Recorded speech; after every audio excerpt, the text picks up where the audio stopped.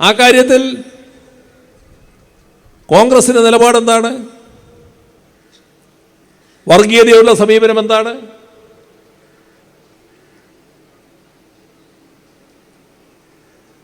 RSSും സംഘപരിവാറും ഉയർത്തുന്ന വർഗീയ നിലപാടുകളെ എങ്ങനെയാണ് എതിരിടേണ്ടത്?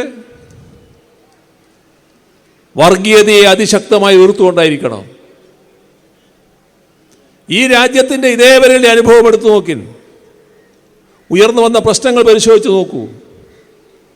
ഏതെങ്കിലും ഘട്ടത്തിൽ ഉറച്ച നിലപാട് ഇത്തരം കാര്യങ്ങളിൽ കോൺഗ്രസ് പാർട്ടിക്ക് സ്വീകരിക്കാൻ കഴിഞ്ഞിട്ടുണ്ടോ?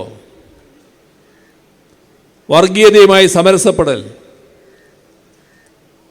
വർഗീയതയുടെ ഭാഗമായി ഉയർത്തുന്ന മുദ്രാവാക്യങ്ങളെ ശരിവെച്ചുകൊണ്ടുള്ള നിലപാടുകൾ, വർഗീയതയുടെ ആടയാഭരണങ്ങൾ എടുത്ത് സ്വയം അണിയൽ, ഇതെല്ലാം കോൺഗ്രസിൻ്റെ ഭാഗത്തുണ്ടാവുകയല്ലേ? അതുകൊണ്ട് എന്ത് സംഭവിച്ചു? ഇപ്പോൾ BJPയുടെ ശക്തി കേന്ദ്രങ്ങൾ നോക്കൂ. നമ്മുടെ രാജ്യം കോൺഗ്രസ് ആണല്ലോ രാജ്യത്താകെ ഏറ്റവും പ്രധാനപ്പെട്ട ശക്തിയായി നിന്നിരുന്നത്. കോൺഗ്രസിൻ്റെ ശക്തി കേന്ദ്രങ്ങളായ സംസ്ഥാനങ്ങൾ എങ്ങനെയാണ് BJPയുടെ ശക്തി കേന്ദ്രങ്ങളായി മാറിയത്? വർഗീയതക്കെതിരെ ഉറച്ച നിലപാട് കോൺഗ്രസ് സ്വീകരിക്കാൻ കഴിഞ്ഞില്ല. കോൺഗ്രസിൻ്റെ ഒരു പറ്റം ആളുകൾ, നേതൃനിര, AICC നേതാക്കൾ, കേന്ദ്രമന്ത്രിമാർ, സംസ്ഥാന കോൺഗ്രസിൻ്റെ അധ്യക്ഷന്മാർ, ചില സംസ്ഥാന മുഖ്യമന്ത്രിമാർ, നേരത്തെ മുഖ്യമന്ത്രി സ്ഥാനം വഹിച്ചിരുന്നവർ, മന്ത്രിസ്ഥാനം വഹിച്ചവർ, സംസ്ഥാന കോൺഗ്രസിൻ്റെ പ്രധാനികൾ, അങ്ങനൊരു വലിയ നിര ഇപ്പോൾ കോൺഗ്രസിനോടൊപ്പം ഇല്ല. എവിടെയവര്? BJPയിൽ. BJPക്ക് നേതൃത്വം കൊടുക്കുന്നു. ഇതല്ലേ യാഥാർത്ഥ്യം? അനുഭവത്തിന്റെ അടിസ്ഥാനത്തിൽ മാറ്റമുണ്ടോ? ഇപ്പോഴും വർഗീയതയെ വിട്ടുവീഴ്ചയില്ലാതെ എതിർക്കാൻ കോൺഗ്രസ് തയ്യാറാകുന്നുണ്ടോ? ഇതാണ് രാജ്യത്തിൻ്റെ നിർഭാഗ്യകരമായ അവസ്ഥ.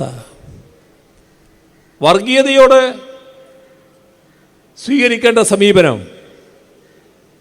CPIM-ഉം ഇടതുപക്ഷവും, ഇവിടെ ഇടതുപക്ഷ ജനാധിപത്യ മുന്നണിയും കൃത്യമായ നിലപാട് സ്വീകരിച്ചു പോകുന്നു. വിട്ടുവീഴ്ചയില്ലാതെ എതിർക്കുന്നു. ഒരു തരത്തിലുള്ള സമരസപ്പെടലുമില്ല. 4 വോട്ടിന് വേണ്ടി വർഗീയതയെ പ്രോത്സാഹിപ്പിക്കാൻ CPIM-ഉം ഇടതുപക്ഷവും തയ്യാറല്ല. ആ നിലപാട് കോൺഗ്രസിന് സ്വീകരിക്കാൻ കഴിയോ? അവിടെയാണ് വ്യത്യാസം. ഇവിടെ വർഗീയതയെക്കുറിച്ച് പറയുമ്പോൾ ഒരു കാര്യം കൂടി നാം ശ്രദ്ധിക്കേണ്ടതായിട്ടുണ്ട്. നമ്മുടെ രാജ്യത്ത് ഏറ്റവും കൂടുതൽ ആപത്ത് വിതച്ചത് ഭൂരിപക്ഷ വർഗീയതയാണ്. സംഘപരിവാർ നടത്തിയ ആക്രമണങ്ങളാണ്. അതിൻ്റെ ഭാഗമായി ന്യൂനപക്ഷ വിഭാഗത്തിൽപ്പെട്ടവർക്ക് പല വിധത്തിലുള്ള ആക്രമണങ്ങൾ ഏറ്റുവാങ്ങേണ്ടി വന്നിട്ടുണ്ട്. സ്വത്തുവകകൾ നഷ്ടപ്പെട്ടിട്ടുണ്ട്, ജീവൻ നഷ്ടപ്പെട്ടിട്ടുണ്ട്, ഒരുപാട് വിവരണാതീതമായ പ്രയാസങ്ങൾ അനുഭവിക്കേണ്ടി വന്നിട്ടുണ്ട്. സ്വാഭാവികമായും അതിനെതിരെയെല്ലാം രോഷമുണ്ടാകും. എങ്ങനെയാണ്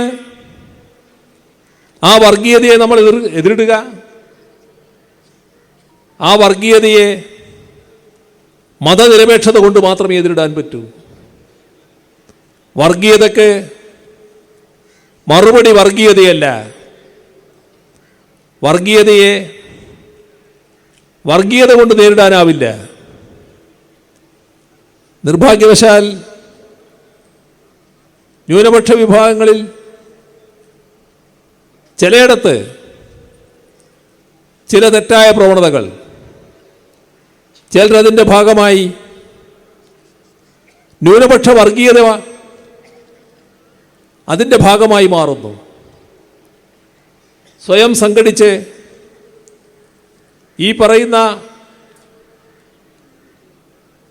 ഭൂരിപക്ഷ വർഗീയത ചെയ്യുന്ന പോലെ തന്നെ ഞങ്ങൾക്കും തിരിച്ച് കാര്യങ്ങൾ ചെയ്തുകൂടെ എന്ന് ചിന്തിക്കുന്നൊരു വിഭാഗം. അത് ആത്മഹത്യാപരമായ നീക്കമാണ്. കാരണം ഇരുട്ടിനെ ഇരുട്ടുകൊണ്ട് നേരിടാൻ പറ്റില്ല. ഇരുട്ടിനെ ഇരുട്ടുകൊണ്ട് നേരിടാൻ പോയാൽ കൂരിരുട്ടാ ഫലം. ഇരുട്ടിന് വെളിച്ചം മാത്രമേ വരുന്നുള്ളൂ. വർഗീയതയല്ല മറുപടി. വർഗീയതയ്ക്ക് മതനിരപേക്ഷതയാണ് മറുപടി. നമ്മുടെ രാജ്യത്തിലെ ന്യൂനപക്ഷ വിഭാഗങ്ങൾക്ക് നേരെ പലവിധ ആക്രമണങ്ങൾ ഉണ്ടായി എന്നത് ശരിയാണ്. പക്ഷെ അതിനെ നേരിടേണ്ടത് ജനാധിപത്യ മതനിരപേക്ഷ ഇടതുപക്ഷ പ്രസ്ഥാനങ്ങളുടെ ഭാഗമായി നിന്നുകൊണ്ടാവണം. അങ്ങനെ മാത്രമേ വർഗീയതയെ നേരിടാനാവൂ. അതാണ് ഇടതുപക്ഷവും മതനിരപേക്ഷ ചിന്താഗതിക്കാരും നമ്മുടെ രാജ്യത്ത് ഫലപ്രദമായി ഇന്ന് ചെയ്തുകൊണ്ടിരിക്കുന്നത്.